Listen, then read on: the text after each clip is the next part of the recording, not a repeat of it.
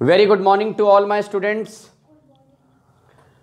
Today I, Tarun sir, your English grammar trainer, is going to teach you something that sounds to be very easy.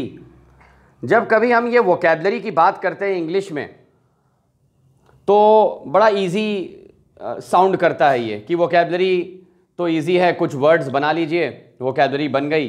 Actually vocabulary की definition क्या है? बहुत simple सी definition है। Vocabulary are those words which have a meaning. Hindi में इसको कहते हैं शब्दकोश, ग्लॉसरी ऑफ वर्ड्स। लेकिन एक चीज शायद बच्चा ध्यान नहीं देता है, वो है words which have a meaning. मैंने क्या बोला? वोकैबलरी आर दोज वर्ड्स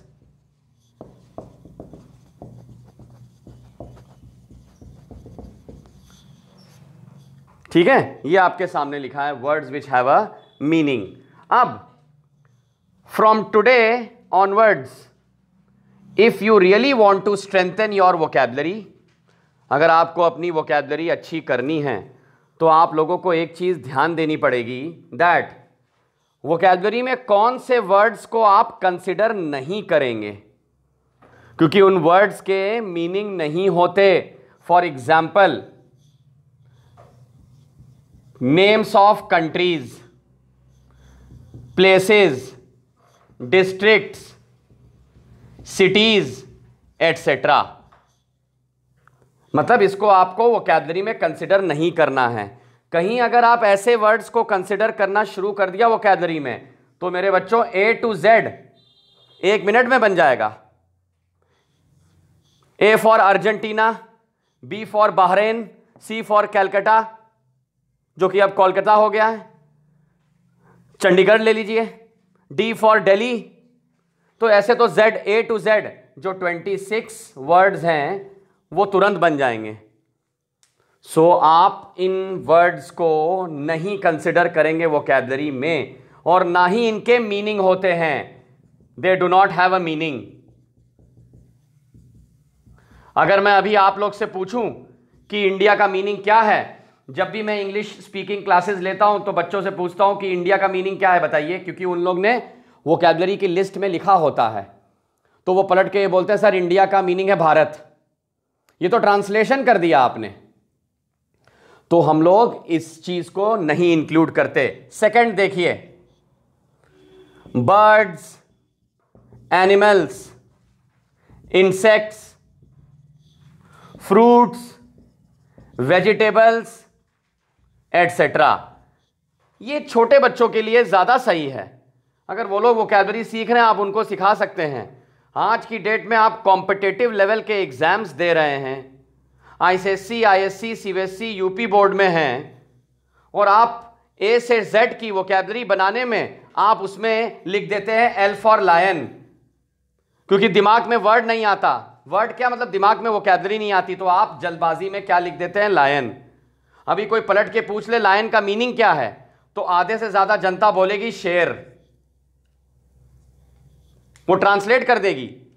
आधे से ज्यादा जनता बोलेगी लायन इज एन एनिमल।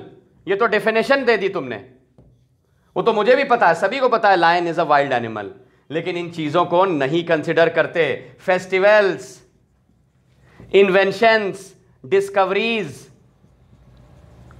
इसका मतलब आप समझ रहे हैं? मतलब खोज, आविष्कार, त्योहार, रंग, कलर्स, सब्जेक्ट। अब आप लोग शॉक्ड होंगे कि सर जब ये सारी चीजें हम ले ही नहीं रहे हैं, जब हम इसको कंसिडर ही नहीं कर रहे हैं, तो वोकैबलरी में बचा क्या? बहुत कुछ है। मैंने क्या बोला? Vocabulary are those words which have a meaning. ये डेफिनेशन इसी वजह से जिससे कि आप एंटोनिम्स और सिनोनिम्स की भी प्रैक्टिस कर सकें। आपको लग रहा है कभी भी इन वर्ड से एंटोनिम और सिनोनिम आ सकता है? कभी नहीं। समझ गए? अब देखिए जरा, इसको मैं हटा रहा हूं। अगर हम कहते हैं कि मीनिंग वाले वर्ड, बिल्कुल ए से कई लोग लिखेंगे एप्पल, जो कि मैं आदत छुड़ाना चाह रहा हूं। ए से एप्पल आपको अब नहीं लिखना है, आप आसान वर्ड लीजिए लेकिन उसका मीनिंग होना चाहिए। जैसे आपने लिखा एंगर, बिल्कुल इसको हटाइए। आपने लिखा ए से एंगर, और अगर मैं अभी बच्चों से पूछूं कि इसका मीनिंग क्या है तो इसका मीनिंग लिखेंगे रेज। बिल्कुल सही, देखो मीनिंग भी आ गया। ये रहा वर्ड, ये रहा उसका मीनिंग। समझ गए?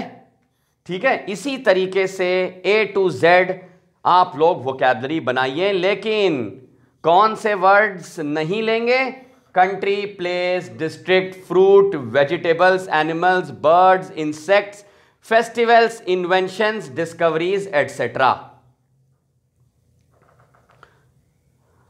समझ गए बात को? ठीक है, तो ए टू जेड आप अपने आप से ट्राई कर सकते हैं। स्टूडेंट्स, यहां पर एक बहुत ही शॉकिंग चीज आज हुई है, क्योंकि मैं ऑफलाइन भी पढ़ा रहा हूं बच्चों को, ऑफलाइन क्लासेस स्टार्ट हो गई हैं।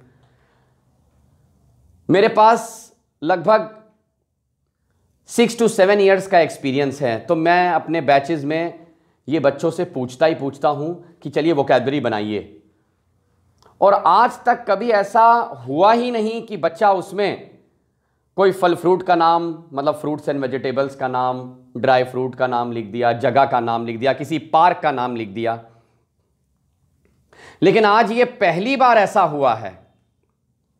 जब मैं बैच ले रहा था तो एक बच्ची ने ए टू जेड जितने भी वर्ड्स बनाए, मीनिंगफुल बनाए।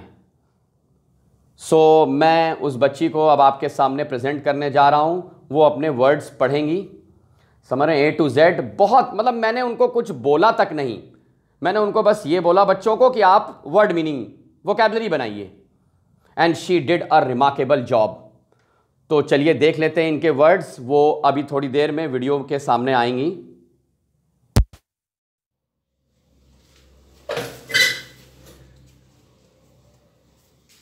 चलो बेटा, अपने वर्ड पढ़िए सारे please. Approval, benefits, comfort, dwelling, easy, fly, global, harvest, impression, jingle, keep, live, mental, new, organisation, positive, quite, reason, soil, tomorrow, useful, village, wonderful, xenophobia, yesterday, zoom. Thank you. Thank you so much बेटा, thank you so much. Wonderful job, wonderful job. May God bless you. मतलब 26 words, मैं speechless रह गया। तो ये आप habit में डाल सकते हैं, वोकैबुलरी की प्रैक्टिस आप लोग कर सकते हैं। डेली ए टू जेड का आप प्रेजेंटेशन करें अपनी कॉपी में, और देखिए कितने दिन तक आप 26 वर्ड्स बिना डिक्शनरी के हेल्प के या गूगल के हेल्प लिए बिना आप बना सकते हैं। I will keep posting my videos on my YouTube channel in the name of English by Tarun sir. Soon I would be live on my application in the name of Tarun's Academy. Thank you so much, all my dear students. You can call me at 9839305466 to join my online classes and offline classes. Thank you so much.